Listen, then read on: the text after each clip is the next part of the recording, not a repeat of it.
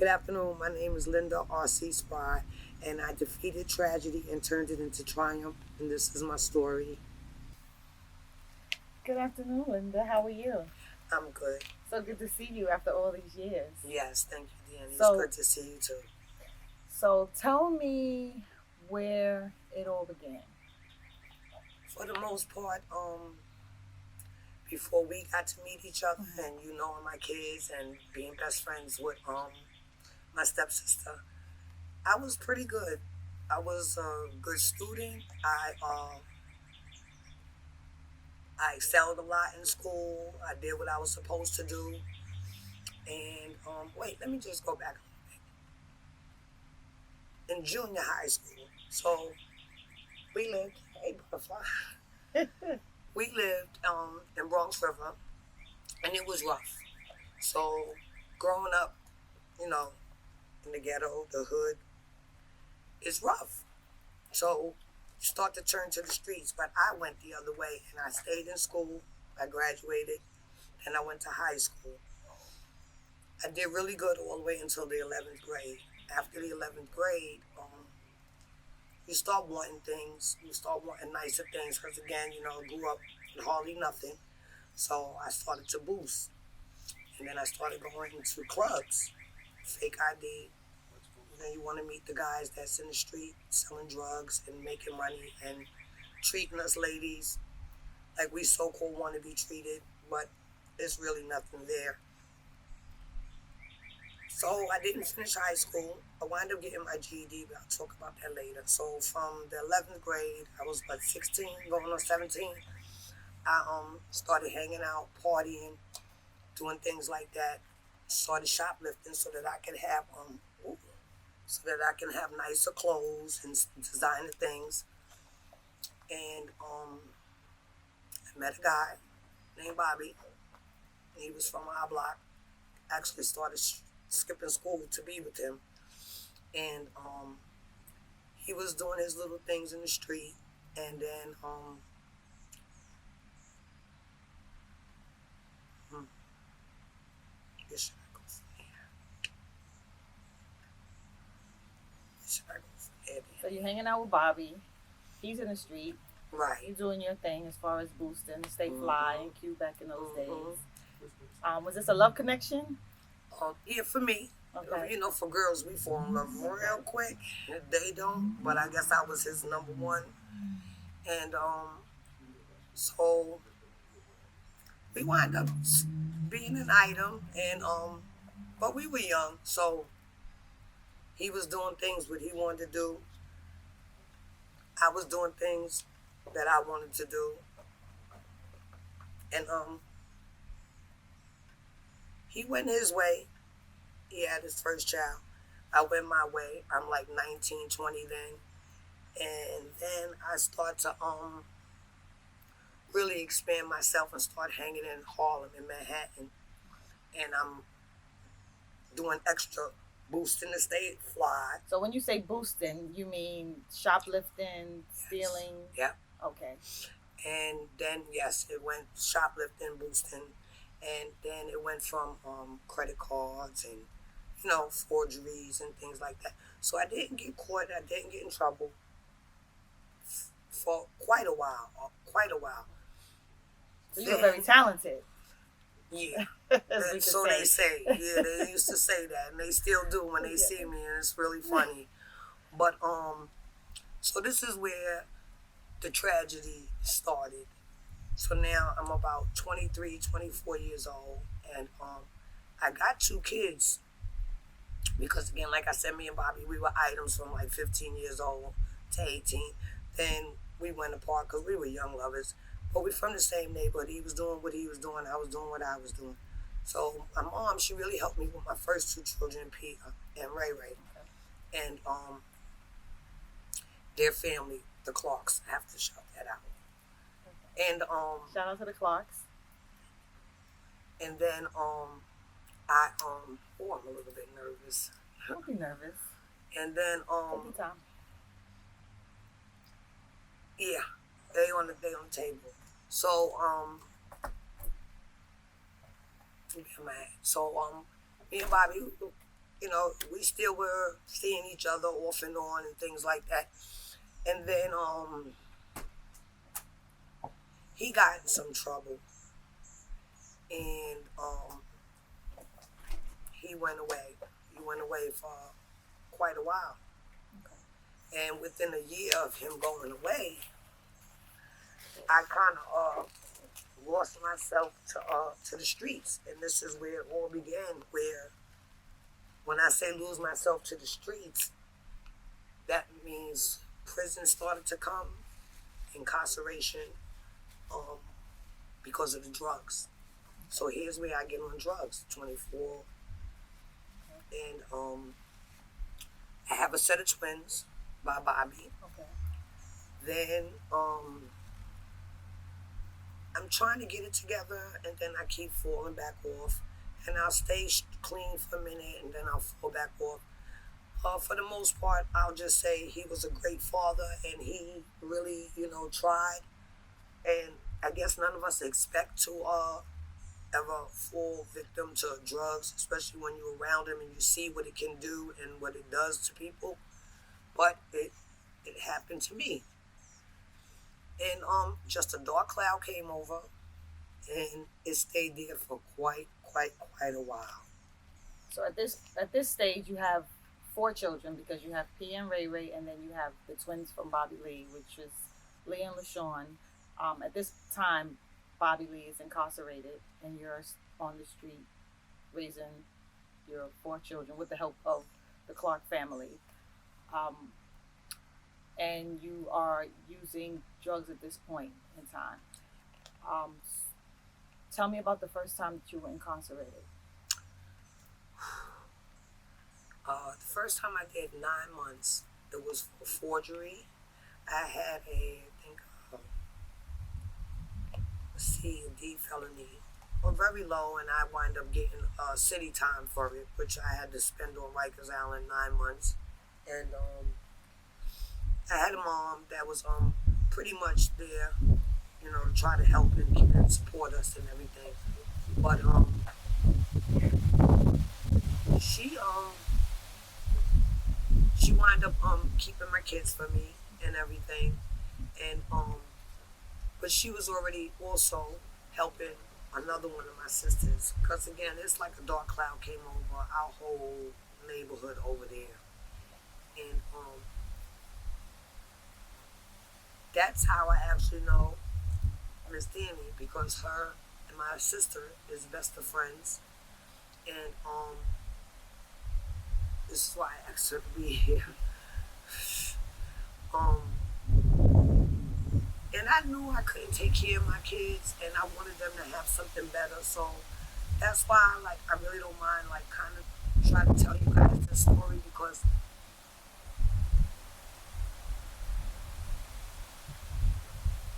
you don't expect bad things. You don't expect to become homeless, lose your children, be on drugs, and just the choices that I made. This is what happens. But I do want everybody to know that there's a million forms of addiction. So, and mine was to drugs. And it's like my world fell apart when their father went to prison, and we was in the era of crack cocaine and heroin, and that's what I got on. I wound up getting on it. Sent me to from jail to prisons, but my first time was 9 months on Rikers Island. So when you were there for the 9 months, you already have the 4 children. Yes. Okay. And so P and Ray Ray are with your mother, and with help from the Clarks, and Lee and LaShawn are with your stepsister, being raised together with her. Okay. So then I get out. I'm on the straight and narrow for a little while. I get back with Bobby, and I get pregnant with another child, which is unique. And I actually Well, I just want to say what my first four children, well, actually, none of my children were born with any drugs or anything in their systems because I always straightened myself up, and I wish I could have been even stronger than that to just stay off of them. But I didn't think that they deserved that. So, by the grace of God, um, I would always just be clean. And as soon as I have my children, 2 or 3 months later, I would become an unfit mother. And that's what I did with Pia. I did that with Ray Ray. I did that with the twins. I did that with me. And at 5 months, 5 months pregnant, Bobby came and got me and was like, because I was on drugs with her, and came into the street and he got me out of school house and it was like, "You're gonna have a clean baby. You're gonna get yourself together." And I did, and I had a nice, healthy baby girl. And actually, the day that I had her is the day that they found him guilty and sent him away. So that's how that went. And then that's when I really became messed up on drugs. So I could assume that took a toll on you. Yeah, yeah. It was kind of scary. It was sad. So at some point, your stepsister raised the twins and Unique. Can you tell us about that? Yeah. So my stepsister, I was on Rikers Island, and I was in touch with her, of course. And I really didn't want my mom. She was already burdened with other grandkids, so I didn't want my mom to like be overwhelmed like with my children. Cause me and my sister, we had a lot of children, and we were both addicted, and she had her children also. So I asked my stepsister to step in and to take my children because I think that they deserve better than to be separated, to be placed in unfit areas because nobody's gonna to force the system. I don't believe that they take the children out of love. So I rather them be with family. So she got to be with them. They got to be with her. So understanding this, I see that even with the addiction and your first prison stint, you still had the love for your children to make sure that even though you were not doing the right thing, that you were going to make sure that they were in a caring and loving environment and be able to flourish. Yes, thank you for phrasing it and So, putting it like that. so Very I much see there. where that parental, loving, caring nature comes out. Even though things were not right for you, you wanted to make sure that things were right for them, even though you couldn't provide it. So Definitely. that shows the caring nature of you that we You all said know that because better we know than you I so ever well. could. Yes. So now during this time frame that they're being raised by family members, you are on the street, in and out of prison. So can you tell me a little bit more about that? Yeah. Um, I come out, I stay clean for 30 days, 60 days, and back at it. And that's where an addict becomes comfortable that they think that their children are fine and they're okay where they're at, but they really want them. They want their parents. They want their mother. They want their father, you know. And way now, all these years later, I can actually see and understand that more and more each day. And as they're having children, so that was real rough. That was a very rough time that you feel as though that your children are really okay. They're all right because they with their aunties and they're taking care of them, and you actually stay in the street because now you have a scapegoat. Me for me, that's how I took it, and like no need to get clean. I'm enjoying myself, and they're safe, they're okay, but that wasn't true. Because deep down, that's taking a toll on them, knowing that you're in and out of the system and you're coming home and you're getting clean, but you're still not taking them. But to you, they're in an environment where they're flourishing and you can live your life and do the things that you want to do. Yeah, So in total, how long would you say that you spent in and out of prison? 12, 14 years. Yep, 12, 14 years. About 14. Let's go better with 14. And like you just asked, and that was in and out. That was just in and out.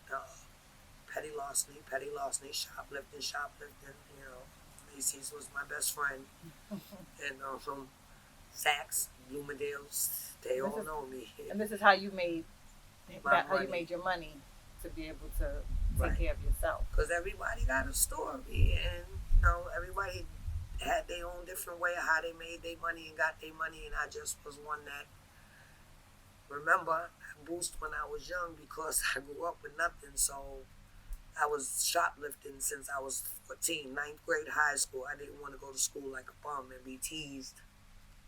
I definitely could attest to the quality of merchandise that you were attaining. I can attest to that.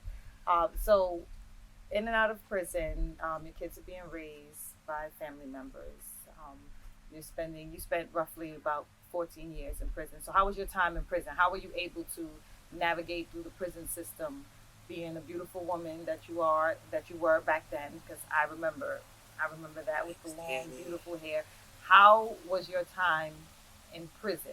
How were you able to cope and deal and with the everyday struggles being the beautiful person that you were inside the facility walls? Thank you. Well, I was talking to my cousin Wise, and we laugh. We can laugh at this together. Just being silly and having a smile on your face because I took it where, and I used to tell other people this in prison, like, what are you mad for? You brought yourself here. Like, what are you angry for?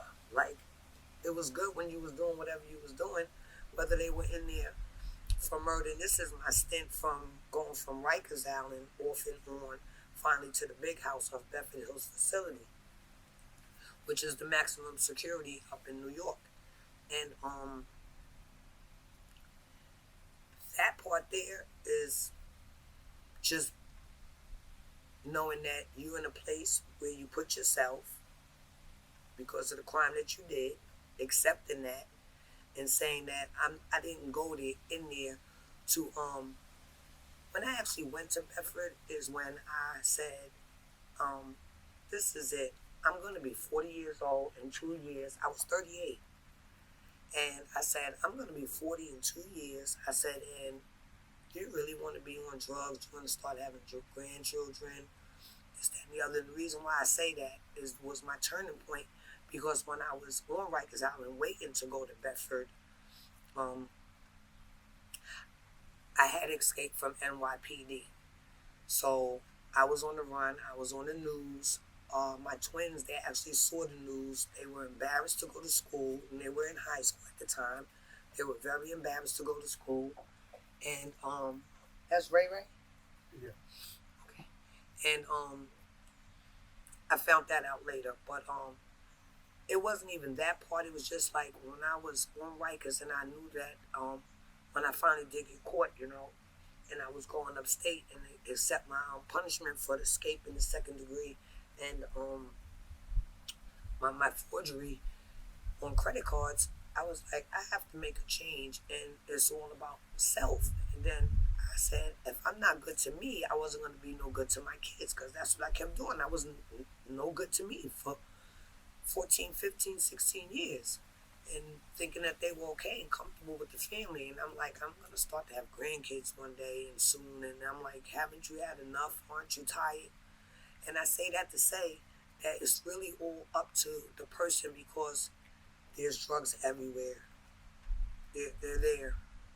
And that's when I knew that I was strong because they had everything there.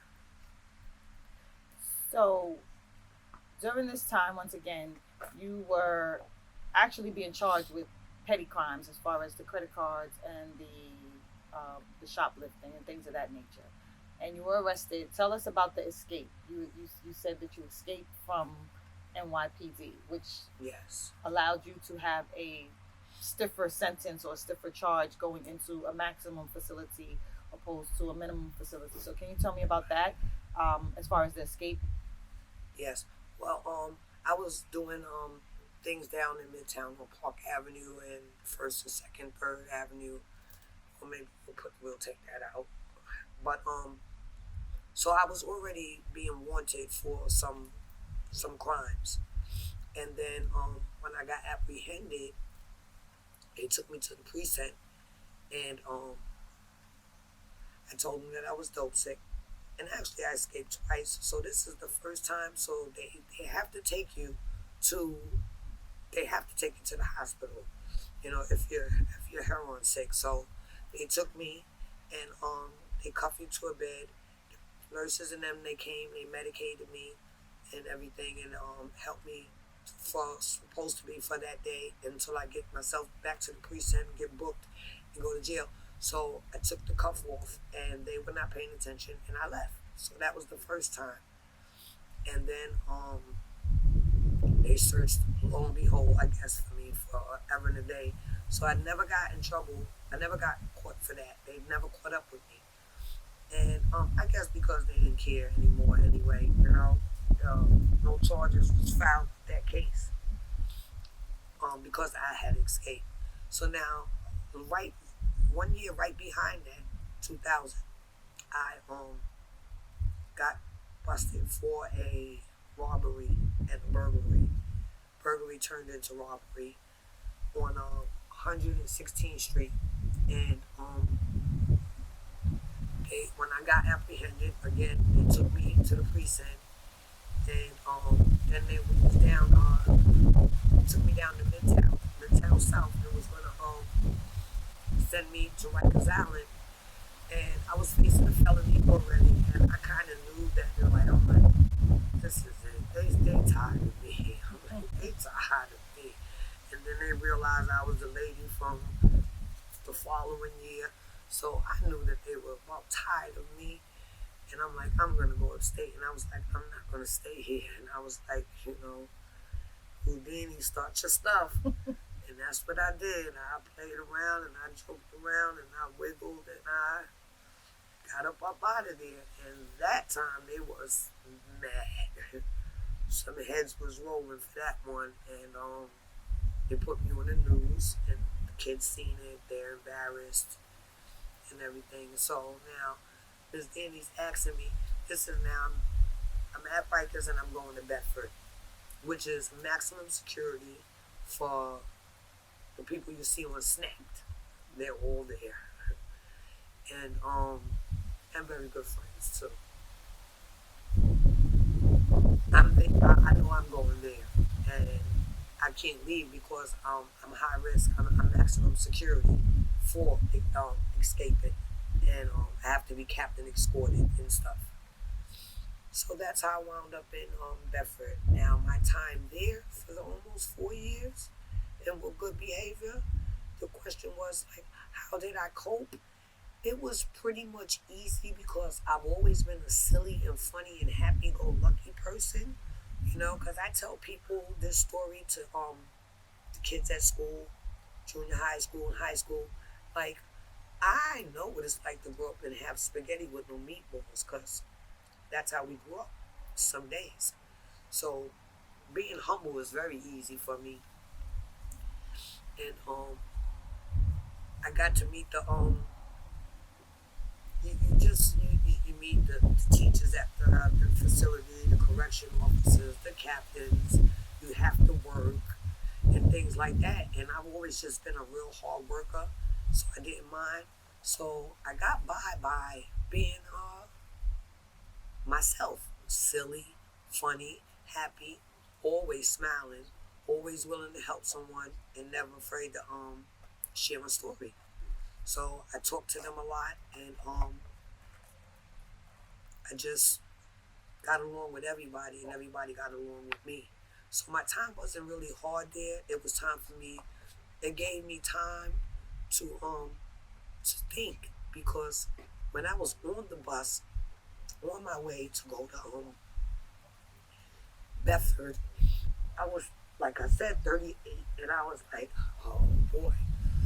I'm like, okay, you're gonna go away for 7 years, 4 or 5 with good behavior, so forth. And That didn't even sadden me about my jail time, whether it would have been 10 years or whatever.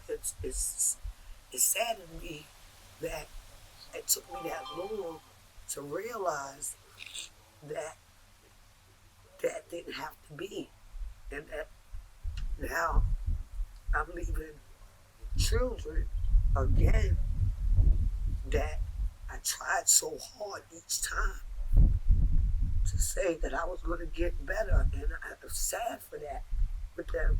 So once I got to Bedford, as soon as I got to Bedford, on the bus, actually, I was like, okay, you know from Rikers Island, you can get anything you want. So you know it's going to be the same way there. Excuse me. You know it's going to be the same way there, but you're not going to go that route because now you want to really just clean up yourself and you want to get yourself together, you know, further your education and just be a better person. You know, I didn't want to be an old person still using drugs and going in and out of jail. And I just wanted to give something back, which was getting my children back in my life and then being good to me, being good to me so that I can be good for them and then for the grandkids that I was going to wait to start to see. And that's how that happened. But in Bedford, it was easy. You know, most everyone is just there doing their time. You know, some are sad, some get packages, some don't. So you just stay very, very happy, and you just stay focused. You know, you just think about, you just think, you just gotta, you gotta put a plan together. You gotta stick with it because one day you're gonna walk out those doors, and then what was it I was gonna do? So being at Bedford Hills for the 4 years that you were sentenced, you had a lot of time to think. I listened to you explain your time there and how you were able to cope, and it's different than I've ever heard. Your positive spin on your time there, meaning that you knew that you were there for a reason, that you did something wrong, you put yourself in that position, you didn't blame anyone, and you just accepted the consequences, but all the while you were trying to better yourself for you and your children, which from the beginning of our conversation, you're so genuine as far as your love for your children. Because even with this time that you're incarcerated, your mindset is to get better because you want your children. You looking for the future. You're not looking to do the same things that you were doing before, coming back out, getting back into the streets, getting on drugs. So this time was the time that you said, I'm going to do right. I'm going to make this time in here work for me. I remember you said that you got your GED. So is this where you attained your GED in Bedford Hills? Well, actually, no, in Rikers, Rikers, okay. like way, way before. But they offer you college classes. I did horticulture there. They do apprentice shop. You know, they just it's that's the state. So like you work for nothing, but they got great education and stuff there. But yeah, Danny, like you said, um, it's not that I cleaned up for my kids, cause I noticed that even to this day, you can't do something for someone else. You have to do it for yourself first. Okay. You know, and then you can do for the next one. So You know? you were in and out of prison for 14 years. So that's a long time away from your family. So now you're released. Now it's your time to build with your children. What was that experience? How were they towards you? Were they receptive? Were they resentful? What was your relationship like with your children once you were released from Bedford Hills? Okay, so this is true. This is all true. So the producer lady is actually a family member. So and she knows my whole life. So um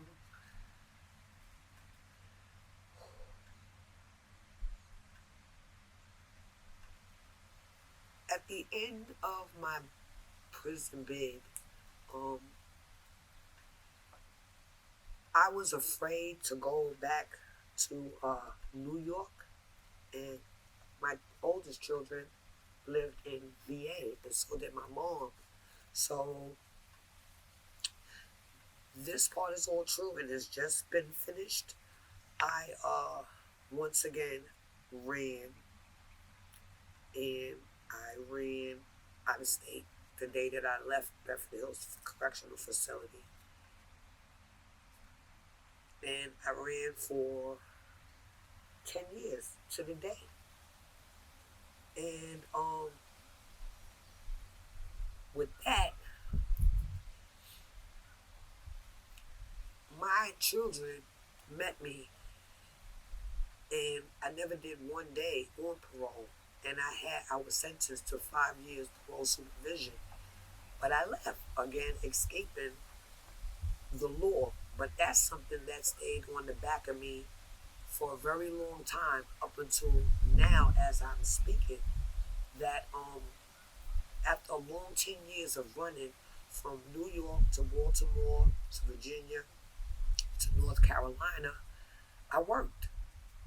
I held two jobs. Um, I was keeping myself together. And one day there was a knock on the door, which was 2015. So I never finished. I never finished parole. I was wanted even when I was here. And 3.5 years ago, they stopped me driving from work, and they ran my name, and everything came back, and it was a big thing down here. They're like, "How did you run for 10 years?" But I got a break because when I got extradited in 2016, that sent me back up to New York, because you always will owe your parole. You will always owe them until you give them what you're supposed to give them, and I didn't. So me and my daughter, and no one knew. No one knew besides, I guess, New York parole. Um, Not my boyfriend.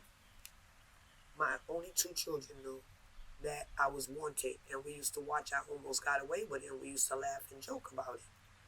So I ran for 10 years, but I never went back on drugs. I kept myself together so that I can be good to me and be productive.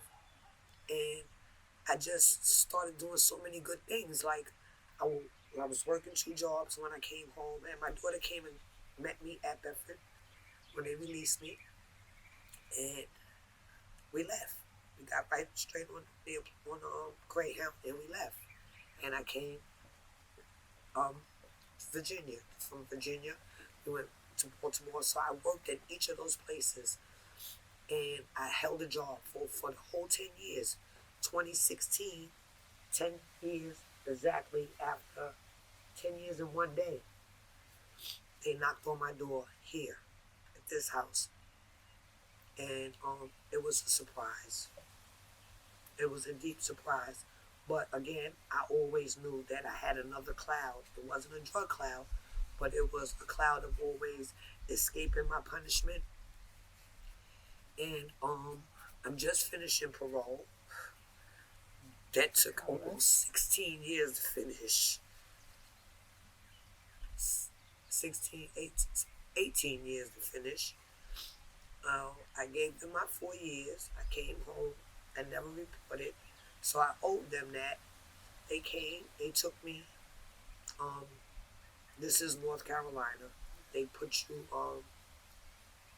I didn't fight extradition because I knew what I owed them. Again, the question is, how do you cope with stuff that you know that is inevitable, and you know that you kind of like, you owe this, so you know you're going to have to eventually one day give it to them. Mm-hmm. So again, it was like okay with me, because I said, look what I've done in 10 years. Look at all that I've done. I was so happy and so proud of myself that I wanted to get it over with. I didn't even want no more cloud over my head. I didn't want that over my head no more. And I felt bad because my other half didn't even know. So at this point, you were out for 10 years. You have lived in Virginia, in Baltimore, and North Carolina. You are married at this point, but your husband has no idea that you did not finish your parole. and there's a knock on the door. They're coming to get you, and now they're extraditing you back to New York to complete your 4 year sentence. Is that correct? Five. The 5 years that you owe for not Reporting. reporting for parole. That's right. So is it safe to say, had you came home and reported for parole, this would not have happened? Is it No, it probably still would have, but I just didn't want to stay in New York. okay? I wanted to really be with my kids, Okay. you know. And then my oldest son had a 4 month old baby. So all the time while I was in Bedford, me and the oldest, she always been by my side. But that Pia boy, she's always been there for me because she was like 12, 13 and had to raise herself and try to, be a big sister. That I just wanted to be with them. And I had told the man up in Bedford that if they don't send me and parole me to Virginia with my mom, I was like, oh well, And if you look at my record, you know what I'm gonna do. I'm gonna run. So your intentions were already there that you were not going back to New York. So if you don't mind me asking, I don't know if you want to talk about this. You said that your husband had no idea. So what was his reaction to Um, this unfortunate situation? he was extremely sad because only me and him was here, and when they knocked on the door, and again, my whole record shows that I'm a runner or I'm an escape artist. So they say that they had my whole backyard with police and dogs, and it was very sad for him because I can say this though, that I know that it wasn't no pride thing with him or anything. It was more for me caring for him. He didn't care about the neighbors, probably not. You know, he's a very quiet, humble, laid back guy, but I felt bad for him, and I told them at the door, give me a second. I wasn't going to open the door and let them in. And I yelled to him upstairs and I told him, I said, babe, police is here. And he goes, police? He goes, for what? And then I said, come to the steps, David. I was like, it's bad. And I was like, I'm going to have to go away for about a year or two. I said, you know the part, because he knew my past. That's why I really love him, because he knows my past of addiction, everything, my children. He was a very good friend. And I more or less felt very, very bad for him. And not telling him for me was a better thing. But in the long run, I really should have came clean with him. So I just told him, I said, again, he does know that I was always in jail, that I was in the street. So he knew that part of me and of my life, because I never shunned or hid none of that from him, you know, Mm-hmm. because I want him to love me for me now and know my past. Okay. And so nothing was never hidden but that part that I owed these people. So it was weird about how he was going to live without me and be here and not know how long. And I felt bad for him for that. Okay. So overall, you were extradited back to New York, and you had to serve an additional year and a half. No, actually, Miss Danny, what they did, sis, was unique, because her, Pia, and Ray kind of like the twins. They're very loving, and they have some issues with them of I guess forgiving and understanding. Mm-hmm. But we're pretty much cordial and decent, but they still hold a lot of resentment. And if we ever want to talk about that, we can. But so unique, she kind of she seen me when I came to her grandma Marilyn's house, and which is my stepsister's mom and my stepmom, and so she sat there, so she knew they knew who I am. They know who I am. They knew who I was and everything, and so did Unique. And her being the youngest and the baby, um, I seen that she was like very saddened, and I told her, I said, it's never too late to have a relationship and to build stuff. And so she's great. She's in my life. She's great. And she was great all of these years. And I wind up telling her a little bit just before the incident happened that they came knocking at the door.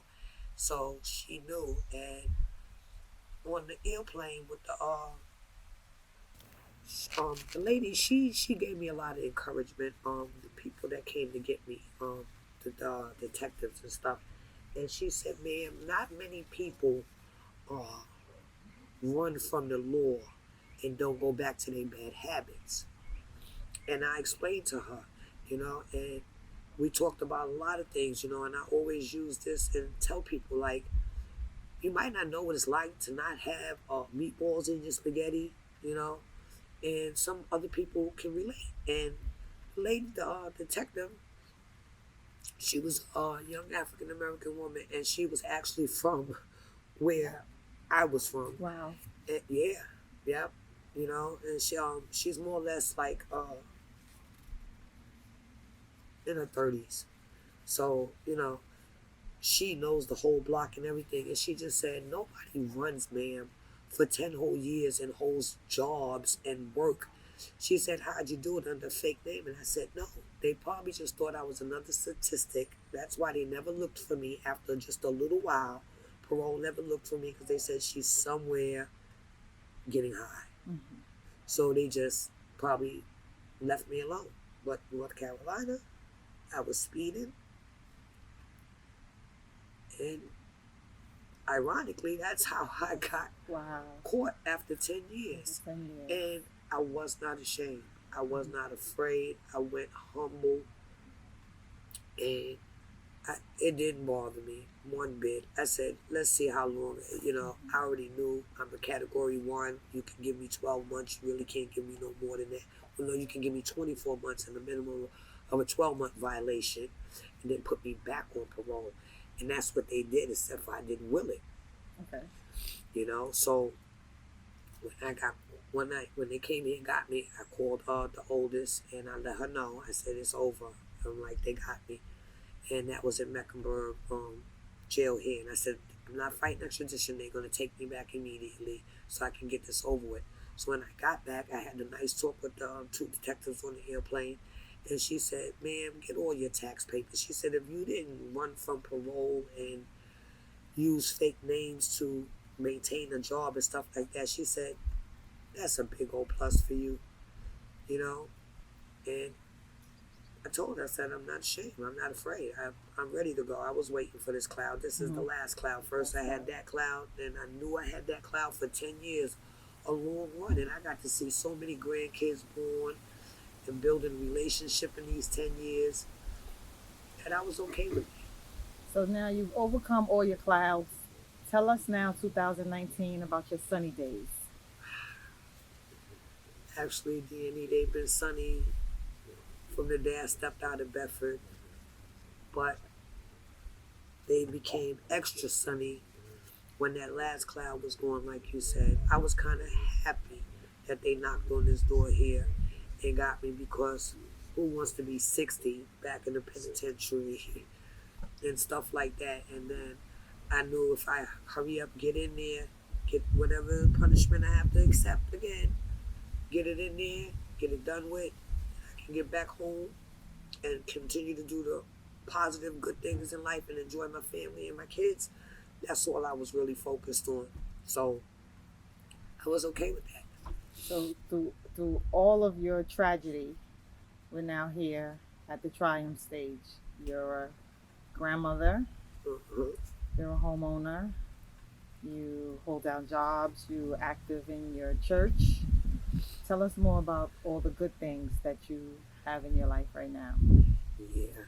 So I wind up Unique got all my papers ready. And brought them up to New York, and they were visiting me. And the judge was a very, very wonderful and understanding lady. She said, you did wonderful for 10 years. I will not want to hold you here, but for your category, I have to sentence you to 12 months or 97 days docks, which is the Willard and Sharp program. So I took that. I had to cut my hair half an inch. At my old age, I bust out Willard with all the exercise and 5 in the morning and all of that crazy stuff. So strength and endurance is there.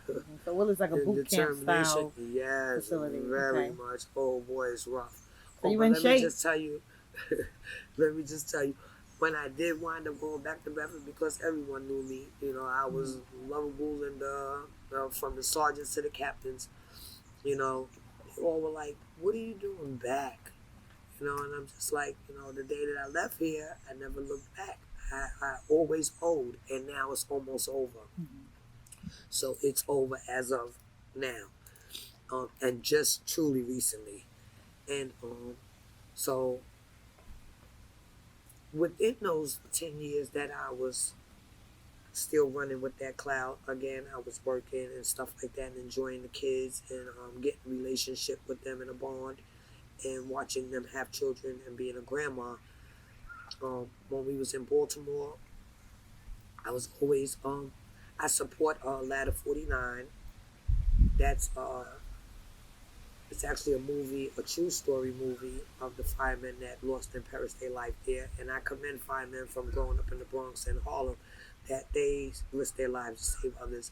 So I love them, and I adore them. Um, so I support that. I love to I don't make it to church all the time.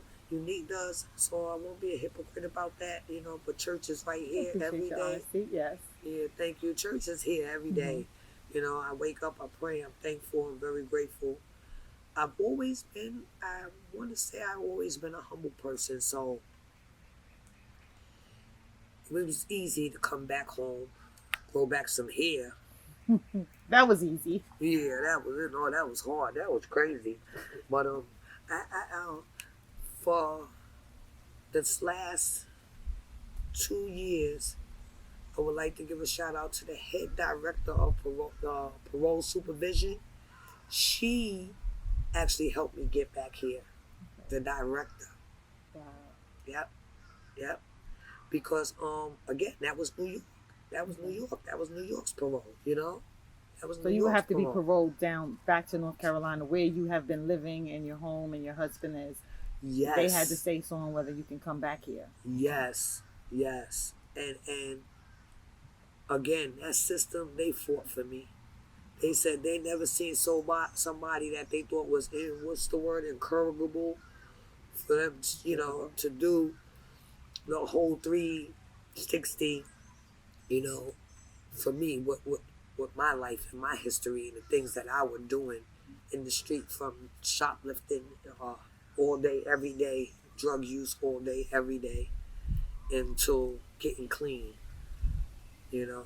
And by the grace of God, again, I guess there's people that sit back, and I was telling the young man that I met today that there's people that genuinely wish the best for you, and then in the background they're praying and they're wishing for you and they're praying for you to get better. And there's those that aren't, but the ones that are, they're stronger. So a lot of them is like the Clarks and Jewel, and you know those prayers and stuff. And I just want to put this there, that my dad, that I have tattooed here, my dad did 20 something years, and that's another thing I forgot to say to you, Danny. With my dad, when I got clean, I'm not a computer person, but I knew to find my dad after 20 years. So that was something that I was blessed with. So I had gotten a whole lot of blessings in these last 10 years. I got to get to see my real father again. He was working in Lincoln Hospital. The feds put me in contact with him. They gave him my name. He gave me my phone number, and we reconnected. And he was someone that I told that I was with a cloud over my head, and I used to debate about turning myself in, and Okay. that would have been better for me. But that didn't happen. I just kept stretching it out, Hmm. and wind up turning to 10 years, and then I got 3 traffic tickets, and I guess that's what they must have ran Started the some ball names, and rolling. it was Hmm. like, yeah, Started the ball come and rolling. get her. So um, coming home from, I only had to do, I was in Bedford for about a month and a half because again I was high risk and they didn't want to accept me at the Willett program, but the judge had ordered it, so they had to kind of like fight with that CMC status Okay. and everything. Essential to a monitored inmate is what I was because of my charges and my escape to them so many times that they didn't want to allow me to go to Willett, but they did, and that was the blessing. I get to cut my hair, do 97 days, get to 5 o'clock in the morning, rain, snow, sleet, and everything else. But I worked hard for it to get back home, and then I was paroled back in New York, and I was seeing a man, a parole officer, that is retired now, that said, I'm going to fight to get you back down there with your family and your children, your grandchildren, and your husband and stuff. And that's what he did. Nice. Yep. Well, we're glad you're here. Your story's amazing. It's very encouraging for women who are going through things that it doesn't have to be your end. No. You can keep fighting. You can do better. You can clean yourself up. And here we are. Yeah. That's very true. And I commend you. Thank you. Very Thank you proud so of you. much. And I know that you are, Danny. Very proud of you. You watch. It's been a long time coming. Notice. Very, very proud. Thanks, Danny. Thanks so much, sis. Thank you so much. This is Linda. She went from tragedy to triumph.